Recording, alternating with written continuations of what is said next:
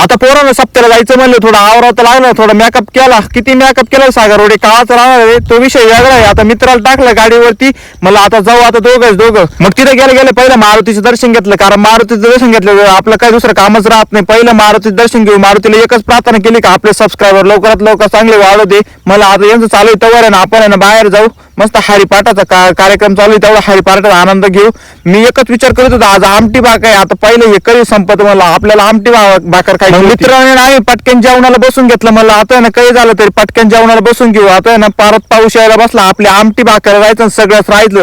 मग पटकन एक भाकर घेतली चुरून टाकली. मला आता काही एक दणकून भाकर खाण्याची मस्त पैकी, नाही का. आमटी भाकरीची मजा सप्त्यामध्ये वेगळीच राहते बघा. काही म्हणा मस्त कांदा ना आमटी भाकर, अहो काही सांगू विचारूच नका. आपल्याला ना काहीच लागत नाही, गुलाबजाम नका काहीच नका, आमटी भाकर असल्याने आपल्याला काहीच लागत नाही. काही म्हणा पण आमटी भाकर एकच नंबर बघा. मग जेवण बिवण झाले, म्हणलं आता साईडला जाऊन बसू. कीर्तन सुरू झालं का आपल्याला कीर्तन